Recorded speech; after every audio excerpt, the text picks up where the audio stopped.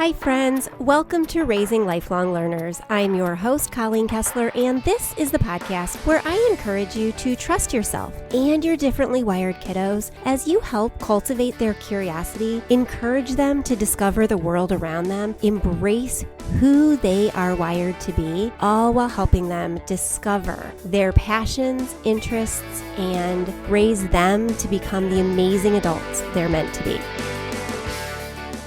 Hey, welcome back. This is episode 321.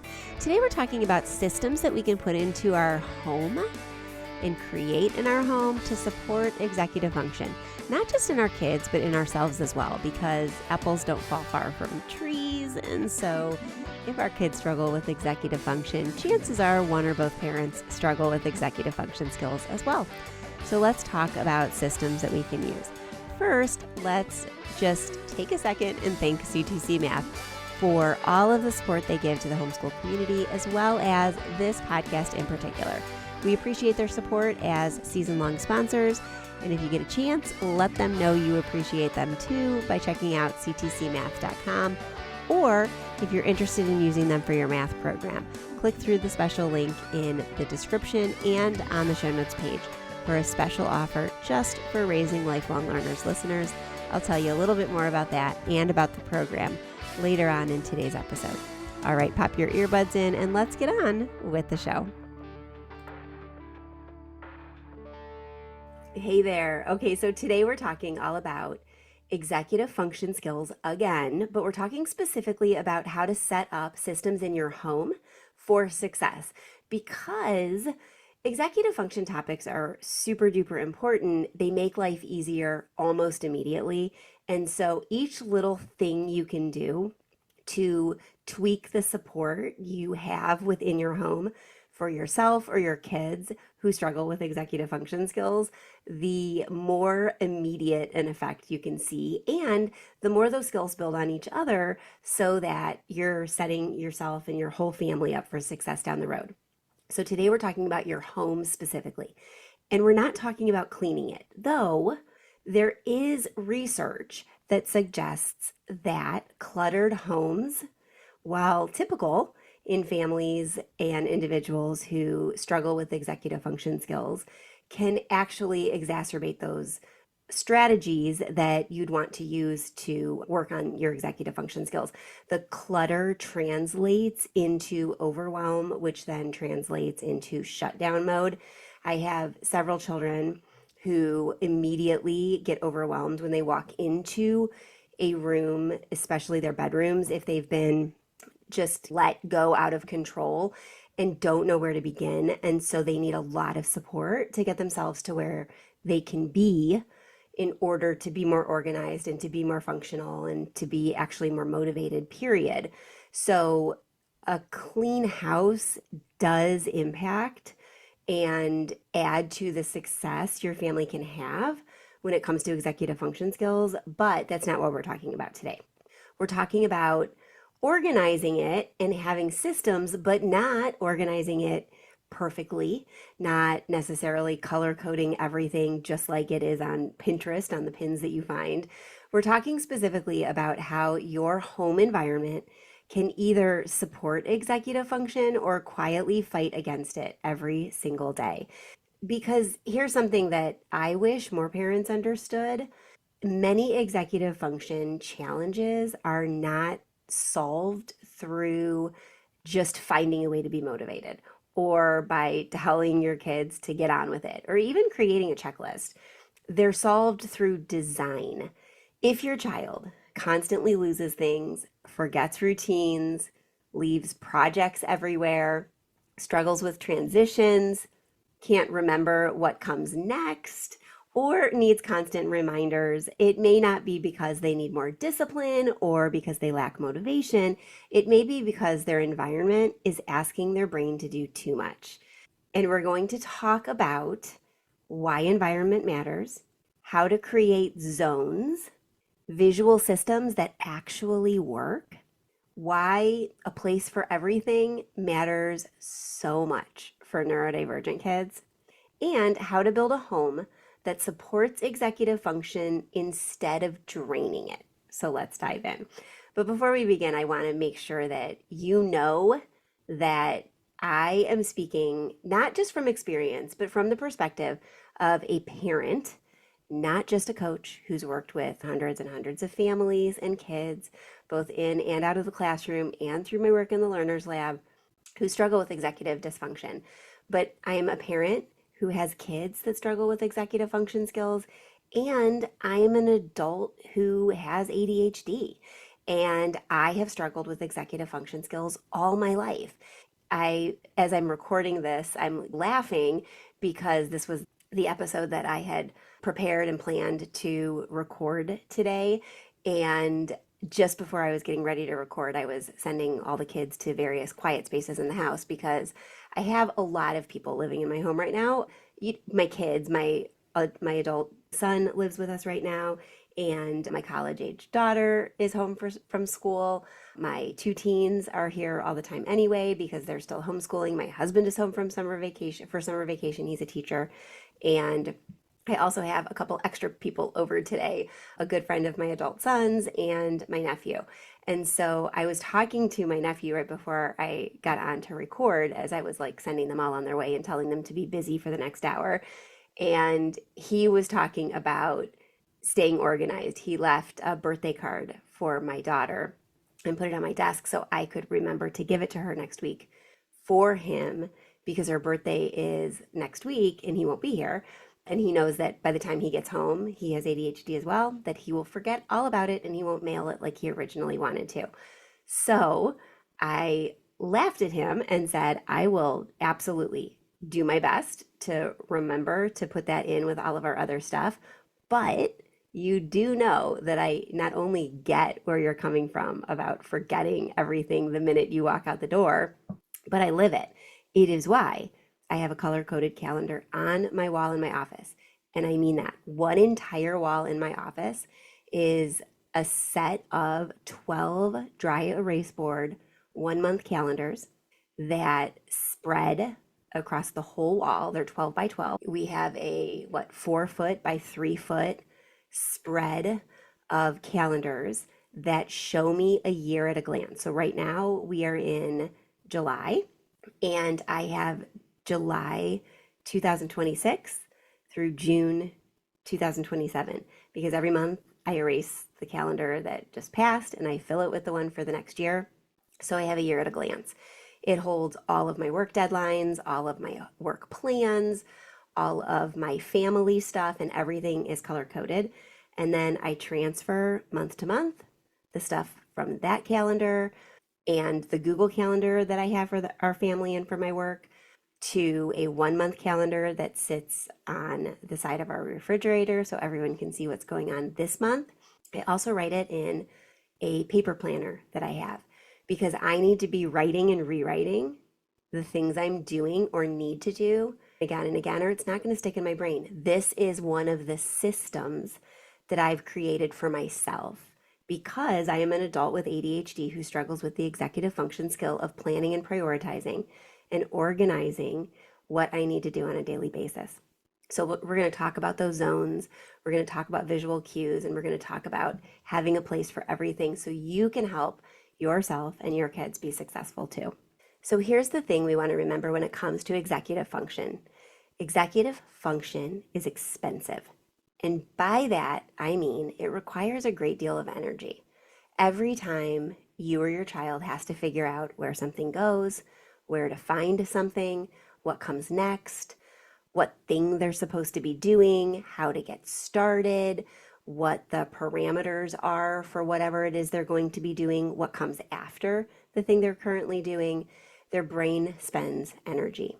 Now, imagine doing that dozens and dozens of times a day, which we do, right? Many neurodivergent kids are already using significant mental energy to regulate their emotions, to process sensory input, to manage their attention, and to shift between tasks, among other things. So the mental energy that they have to dedicate to normal everyday executive function skills are already being expended before they even get to the tasks at hand. The more decisions we can move out of the brain and into the environment, the better. Think of environmental supports as external executive function. Your home, thus, becomes part of the support system that helps the executive function skills, and your child scaffold through them and grow the skills that they need to continue improving those skills throughout their lifetime. Now, traditional organization often fails when it comes to kids and adults who struggle with executive function skills because most organizational systems and the strategies that are out there on the internet, on Pinterest, on wherever, are designed not just for adults, but neurotypical adults. They assume that the person using those strategies can remember categories, can maintain their systems, can tolerate hidden storage. This is a big one. We'll talk about that in a minute. Keep up with complicated routines. But neurodivergent kids often need the opposite of what these strategies that are often well touted online are demanding of the brain. Those kids, our kids, us, we need systems that are obvious, visible, simple, easy to reset, and forgiving. The goal isn't perfect organization. The goal is reducing the cognitive load so we can make the decisions that we need to make in real time with the support around us. So, one of the ways that we can do this is to think about zones within our house. This is one of the easiest support systems we can put in place almost immediately for our executive function skills. A zone answers the question, what happens here? When spaces have clear purposes, brains work less. So for example, your home might have a reading zone. This is the place in your home where your books live on bookshelves. There's a beanbag there or comfy blankets. There's a reading lamp. And it might not just be one spot in your home. Each bedroom might have its own reading zone. So in my two teens that are still living at home, in their bedrooms, they each have little nooks. My 13-year-old son has this giant beanbag that he asked for Christmas. It's huge. It's like an adult-sized beanbag, and it's snuggled into one of the corners of his room, and it's flanked by bookcases. It's super comfortable. There are blankets thrown on the floor next to it so he can curl up and read. My 16-year-old daughter has a wing back folding chair that's really comfortable. It kind of hugs your body, and it's in a little nook by bookcases with a reading light and an essential oil diffuser in her room. I have in my office a wall that is strung with LED twinkle lights, and there's a little plant and a lamp and a little book stand that a friend gave me where when I'm reading, I can set the book down, open to whatever page I'm on, and it holds it in place. And then there's like a spot for reading glasses and there's a spot for a coffee mug. So I have a little reading nook too. But then we also have bookshelves in our family room next to our couch. And our couch has a little reading lamp right on the coffee table next to it. So a reading zone is a good zone. There's a purpose there. A creative zone, this is where you house your art supplies, your sketchbooks, your project materials. We have this, our dining room was abandoned into a schoolroom and a reptile room. In our house, we don't typically dine in our dining room. And so all of our art supplies live there. That said, my 16-year-old is the person who currently uses the art supplies more than anybody. So a lot of her most frequently used supplies, for example, glue when she was into her slime phase, but also glue when she is working on paper mache things. She creates incredible sculptures out of paper mache. She's also recently discovered tutorials for creating sculptures and dolls and figurines out of pipe cleaners. So she's pulled all the pipe cleaners from the craft supply area up to her room, and she's got a little nook in her room that has all, like a zone in her room that has all of her creative art supplies. There could be a school zone, and that school zone, if you go back, I'll link it in the show notes because I'm not exactly sure what number it is offhand as I'm recording this, but there is a series of podcasts that talk about executive function skills and focuses on some systems that you can put in place for your homeschool that allows you to have a work in progress area or folder or section for your stuff, a current work zone, a future work zone within, like zones within zones. So we do our schoolwork predominantly in that dining room turned school reptile room, craft room, whatever it is. It's an extension of our family room that's become a catch-all for everything. And so all of our current work materials live in baskets there. You might have a launch zone. I love a launch zone. My old house had a launch zone. This particular house that we're living in right now, we've been here about 6 years, does not have a launch zone, and I miss it, and I wish I could figure out a way to make it happen, but the structure is not set up super well for that right now. But a launch zone is basically everything you need in order to leave the house. I have a spin on this a little bit. In our garage, there is a black square clothes basket, there's six, one for every person in our house, lined up against the wall. And theoretically, when we are organized, which we are currently not organized, we are definitely in summer mode where everything has become a jumble from a busy school year and we need to purge and clean and reset for the coming school year. But when it works, that launch zone area in our garage is one clothing basket for each person who lives here.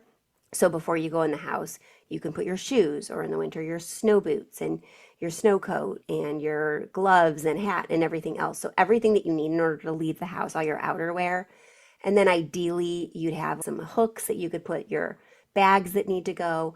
You could put a basket by the door for library books or product returns or things like that.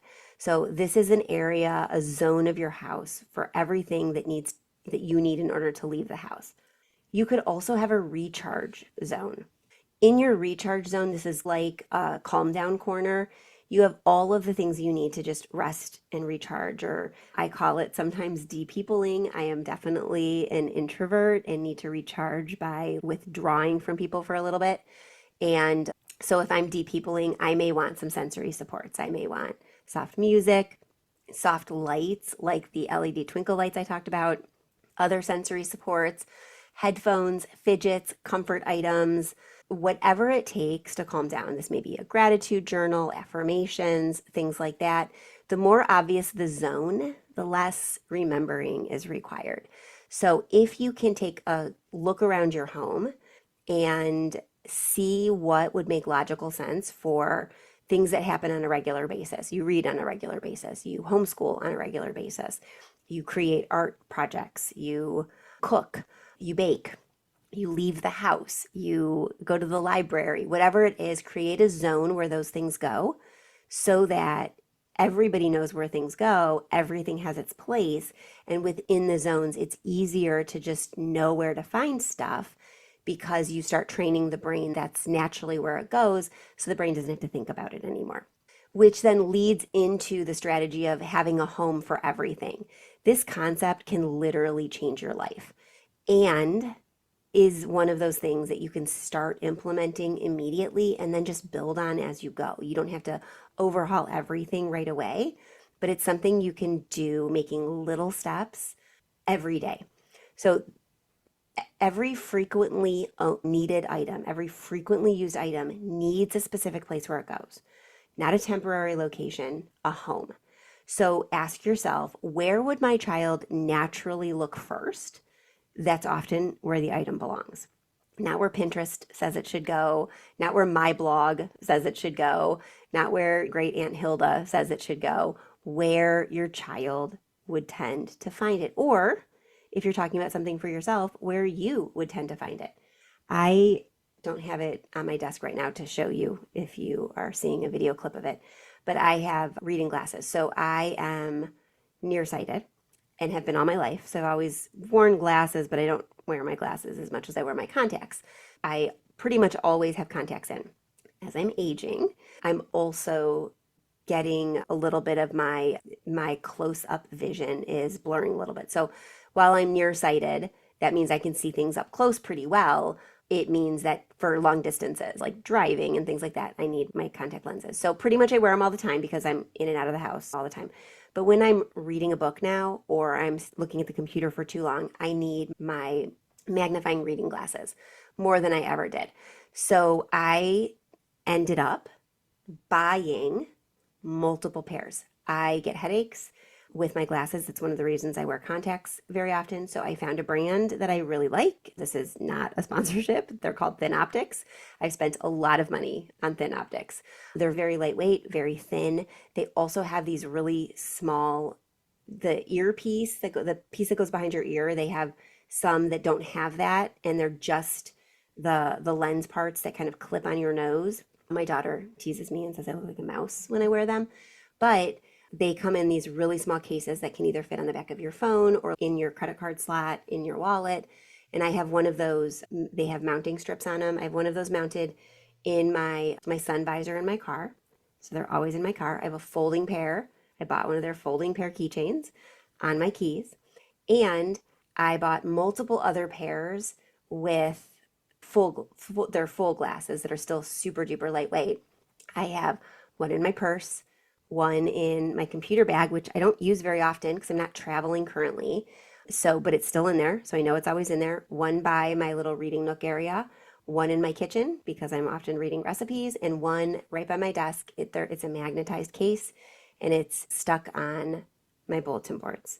So I created a system that not only has a place for all of my reading glasses near where I will typically need them, but I bought multiple sets of those so I would never be losing them or not be able to find them. So let's talk about some other examples of that besides reading glasses. So chargers. Your kids' chargers for their devices should not be 3 rooms away, neatly tucked into a box. They should be near the actual usage. My kids often unwind using their tablets or their phones in our family room. And so I talked about the reading lamps that I have on the coffee tables or end tables. Those reading lamps have USB ports in them.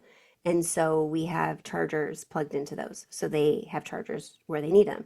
They have chargers in their bedrooms. Not all of my kids have their phones charging in their rooms. That's something that's earned. And so I also have a charging station in my office because that's where some of the devices get turned in at night. So we have chargers where the items are being used. Headphones are near workspaces, or clipped on or rubber banded on to the Chromebook or the laptop or whatever. Library books, a great place for those is near the door you use to go get into your car, maybe in a basket of some sort or a bag. You could tuck them in a bag and hang it on the door handle. Shoes are near exits. The thing is, the easier it is to put something away, the more likely it is to happen, which means you're more likely to be able to find it the next time you need it. So take the guesswork out of it and think really carefully about where you and your kids use things the most. So what's most natural for how you want to structure and organize the things in your house. So I've been using CTC Math for years now, and I have to say, one of the things I love most about it is its adaptability. CTC gives you access when you subscribe to all of their levels. You get access immediately to grades kindergarten through calculus. So it's perfect for kids who have an asynchronous learning profile, meaning they are many different ages at once, because sometimes concepts will come really quickly for asynchronous kids, and sometimes they'll come a little bit more slowly. But CTC, having all of those levels up front, right at your fingertips, allows your kiddos to work at their own pace.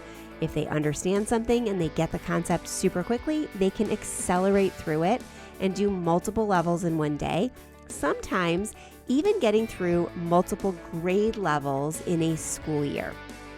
And then when they hit some of the more challenging math and maybe it's not as intuitive for them, they can slow down and they can take a little bit longer.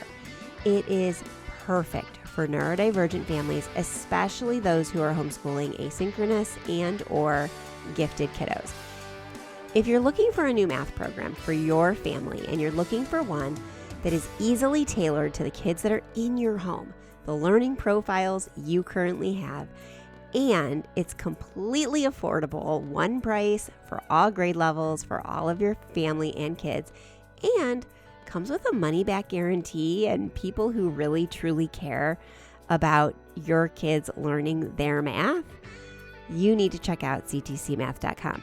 Now, you could either go over straight to ctcmath.com and check it out, or you could head over to the show notes for this episode or in the description on your favorite podcast app and click through that. When you click through that, it automatically applies a special offer that CTC has just for Raising Lifelong Learners listeners, and I'd hate to have you miss out on that if you were purchasing. It's a great deal. It's actually the deal that we use too, because I do subscribe and pay for my subscription. I've been a customer of CTC Math for close to a decade now, and I still pay for my subscription. And I'd love for you to be able to take advantage of the same offer. So check them out, ctcmath.com, or head over to the show notes at raisinglifelonglearners.com/podcast and click on the CTC link through there, and it will automatically apply the special discount that it has for Raising Lifelong Learners listeners. All right, let's get back to today's episode. All right, so you've thought about now creating zones in your home and then finding homes within those zones for the things that you use a lot that are placed where they're used, okay? Now, let's think about some cues that you can have or strategies that you can have to help your kids understand and remember things. I will say almost always, visual cues will beat verbal reminders. Almost always. Many parents, and I'm including myself in this, become walking reminder systems. We say things like, don't forget your shoes, put your book away, grab your water bottle, clean up your supplies. Did you remember to wash your uniform? Do you have everything you need today? Did you pack your lunch? Don't forget to pack your lunch. You've got work tomorrow. We say these things all day, every day. I am completely and totally guilty of this. But a better strategy is to use visual cues. So for example, you can come up with checklists or labels, photos, baskets, color coding, sticky notes. I already mentioned that I have multiple calendars that I just copy the same things on over and over again in different parts of my house and on Google Calendar, and everything's color coded. Every one of my kids on the calendars have a consistent color, and they're pretty much the colors that are their favorites, but if they're not, they're close. But we all know what the colors mean. I also have additional color coding on my office calendar, so I know when something that's on the calendar is a travel date, a speaking event, something specifically for work, or something specifically for family, or is a day that I need to keep free and take completely off, like birthdays and holidays and things like that, because I'll forget. I have recently, this has become, as I'm getting older, as any of the moms who are listening, some of the older moms who are listening, as you get into some perimenopause and some things like that, you get more forgetful, or your ADHD that you've had all your life becomes exacerbated. And I am finding myself reminding everybody of everything more often. Part of that is my own anxiety and my own forgetfulness. So I'm going back to one of the things that we did when my kids were younger, not just for them, but for me. So I don't have to keep saying it or feel like I need to continue saying it. I've bought a whole bunch of 5x7 index cards, blank ones, and I'm creating a little checklist to go in every room. So like in the bathrooms, it'll be taped to the inside of one of the cabinets. In the kitchen, it'll be stuck on the side of the refrigerator. In the kids' rooms, it'll just be tucked in their closet or taped somewhere by their desk. But it'll have a checklist that has everything that they need to have done in order to have the cleaning of that room be complete. So my whole family, with the exception of maybe one or two of my kids, are notorious, and this includes my husband, for when I ask them to take care of the kitchen for me or take care of the dinner cleanup, they're notorious for just putting the dishes in the dishwasher. They're not wiping down counters. They're not hand washing the pans or the pots. They're not rinsing out the sink. They're not wiping down the kitchen table. They're not pushing in the chairs. They're not resetting the flowers that were in the middle that we moved so we could see each other and talk. They're just doing the dishes. And it's very frustrating because typically when I ask somebody to do something like that, it's because I have other things I need to do. So I'm trying to delegate and I'm trying to increase responsibility and things like that. But I'm finding myself feeling like I'm being a nag again. And that's not what I'm doing. I'm just trying to make sure I don't have to go back and finish a job I asked somebody else to take care of and a job that somebody else agreed to do. So I've been going room by room, and it's for me too, because I find myself, as many of you who have ADHD or have kids with ADHD can attest, going into a room, starting a project, taking something from that room to put it away somewhere else, recognizing that room needs something, working on that one, forgetting all about it. And now I've got 4 partially cleaned rooms instead of 1 complete room. And so it's for me as much as them, but checklists can be really good strategies. Labels are great strategies. Labeling stuff shows where it goes. I have all of my dry goods and all of my grains and all of my chips and cookies and things like that in containers that are labeled. I buy goldfish crackers or something like that every time I go to the grocery store, and there is a container in my cupboard that is labeled goldfish crackers that we wipe out and we refill. So labeling things is a really good idea. The schoolroom area, all of the supplies are labeled, or the baskets with the kid stuff is labeled. My daughter, when she was still at home before she went to college, and we had voice lessons and acting lessons and private dance coaching and rehearsals, and we had co-op. She had a bag for co-op, so all of her homeschooling stuff that needed to go to co-op. She had a bag that had all of her dance stuff in it. She had a bag that had all of her rehearsal stuff in it. She had a bag that had her voice binder and all of her sheet music in it. And then she had a bag that had all of her scripts for her acting class. And sometimes she would need to bring 2 bags to something because she was going to have a long rehearsal with a lot of sitting. So she would bring her school bag too so she could do some of her work. Or she'd be going to her acting coach. And so she'd have the stuff that she was working on with him, but she'd also want to take a look at a script that she was currently working on in rehearsal, but didn't want to take the script out of the rehearsal bag because it probably wouldn't have made it back into the rehearsal bag. So she just took both bags. Really important to know yourself and your limitations. So that's another form of labeling. This is the dance bag. This is the voice bag. This is the acting bag. This is the rehearsal bag. This is the school bag. So organizing like that. These are visual cues that can really help your kids be successful.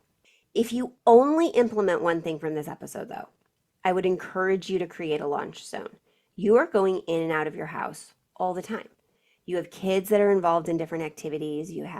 Some of you have church obligations, some of you have scouts, some of you have co-ops, some of you have multiple co-ops. Some of you, like us, have theater and private coaching. Some of you have sports.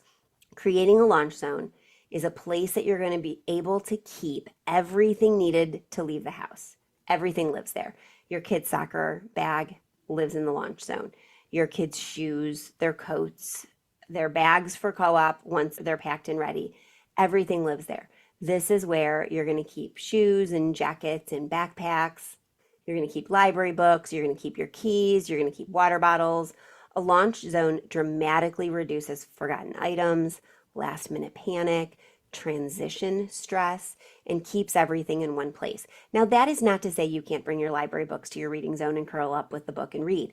That just means when you're done reading the library book, you put your bookmark in it and you put it back in the library bag so you always know where the library books are. And when you go back to finish it or read another chapter tomorrow, you take it out of the library bag, go back to your reading zone and read, and then put it back in.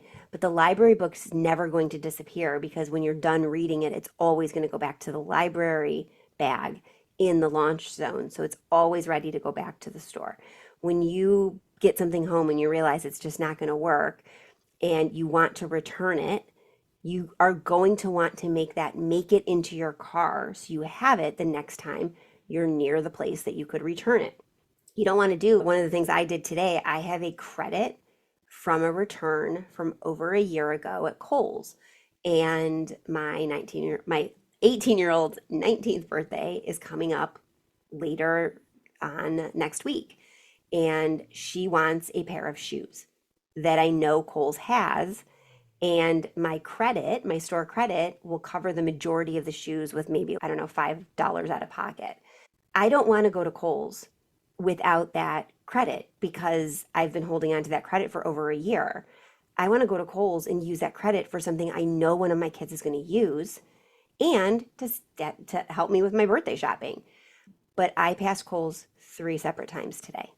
And that store credit card was sitting in my office. It was not in my launch zone. It was not in my purse, in my wallet. It was not in my car. It was not anywhere that made sense for me needing it for when I left the house. And it didn't get bought and it didn't get used again. So now I need to move that into my purse, which is my personal launch zone.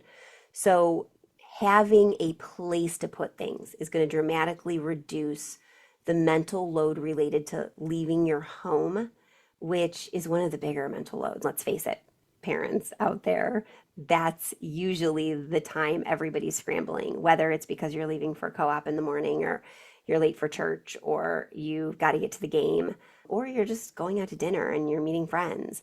And there's always something missing. So if you have a launch zone and none of the other things implemented from this episode, your life will dramatically improve. When systems stop working, though, I want you to remember that this isn't a failure, okay? It's really important that you understand systems should serve people. People should not serve systems. So if a system stops working, it's not your fault and it's not your child's fault. So don't blame yourself and don't blame your child. Ask yourself, is the system just too complicated right now? Do we have too many things going on? Can we simplify it? Is it too hidden? Is it out of the way? Neurodivergent kids, reality is out of sight, out of mind. We want things that we need frequently to be very visible. Is it in the wrong place? Is your system, your zone, your landing launch place, is that in the wrong place? Has your child's needs changed? Maybe your child needs something more independent. Maybe your child needs some quiet, so their school zone needs to be moved to a different place in the house. Good systems evolve with your family. Families don't conform to the system and stay rigid. You need to be able to move and groove and flex and adjust as you go. While you're growing these systems or creating your zones or getting your launch area, launch zone created, start small. I don't want you to turn off this episode and leave planning to reorganize your entire house. Choose one zone, the launch zone. Let's just start there. Choose one visual support that you're going to do, one checklist for one thing, one launch area. That's enough. Small changes create momentum because you have a greater chance of success when it comes to small changes. And every time you experience success or your child experiences success, you can build on that and create more success and more momentum. So start small, start with one thing. Once that's successful for you, give it a week or two, then add another one, and then add another one. Just slowly layer it on, build it up layer by layer. Executive function support is not always about teaching skills. Sometimes it's just about designing.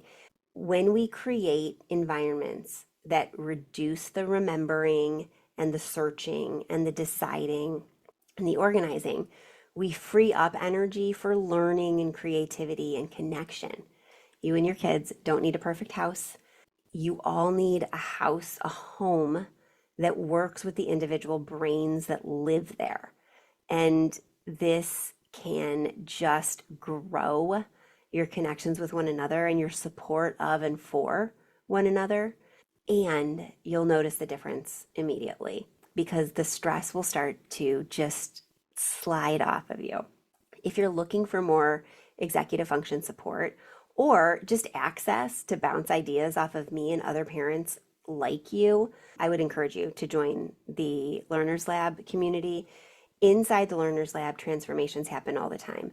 We have families of kids of all ages, diagnosed, identified, not diagnosed, not identified, but kids with quirky, differently wired brains, and parents that have the same. Every single month, we have live classes, we have live clubs for kids to connect with one another, connect with me, connect with other facilitators, and to practice social and emotional skills and executive function and creative thinking skills. We also have support for families, for parents. There's a group office hours, question and answer, coaching, ask me anything call every single month. You can submit your questions ahead of time. You can pick my brain while we're there.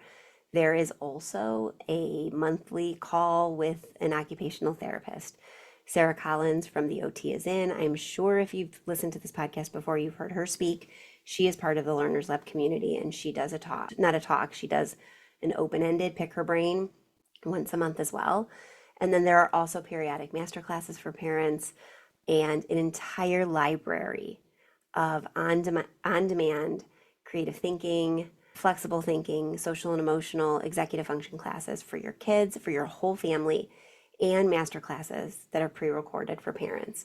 So there's lots and lots of resources to help you and your families thrive when it comes to homeschooling. I get the question a lot, are we able to accept charter school funds and scholarship funds?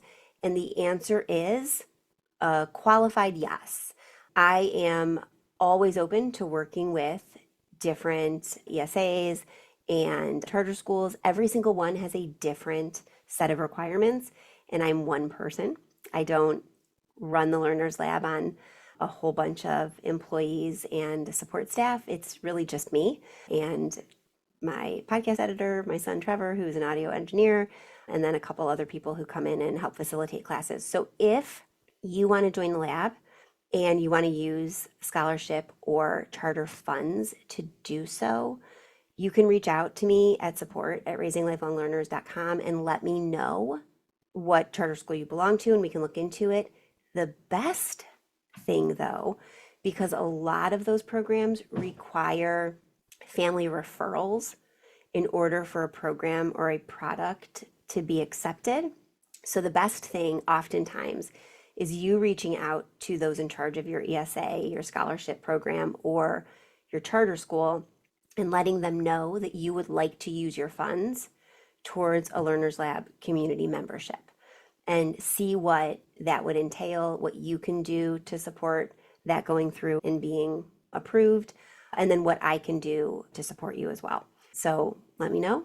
I'm willing to help any way I can because I just want to support you and I want you to be a part of the community because it really is a great community. It's exactly what I would have dreamed of and wanted when I was a brand new homeschool mom trying to figure out how to translate all of my past experience as a parent and a teacher to what I was doing now with this crazy homeschool thing because it's different. It's different homeschooling and parenting your own or raising your own and teaching your own than it is to be in a classroom and working with people on a professional basis. So I'm here for you and I would love to see you be a part of that. Or I'm always available for one-on-one coaching as well as consulting and college advising. So just reach out if you want information about that as well, because we can meet one or a multitude of times to work specifically on the needs that you have.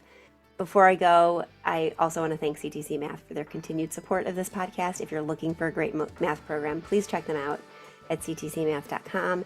There is a link on the show notes the show notes page for this episode that goes directly to a 50% off your subscription. So if you decide that you want to check out CTC Math and use it this coming year, I would just really encourage you to go back to my site and click through that link. It's actually on all of the show notes for all of the episodes, so you can find that link anywhere. You can also email me and I can send you the link directly, but it gets you 50% off. You're going to want to check that out. All right, I'll be back same time, same place next week with another episode. Until then, keep building the homeschool life and the parenting and family life that works for you and the kids living within your home. You're a great parent. I'm so proud of you, and I will talk to you soon. Bye for now.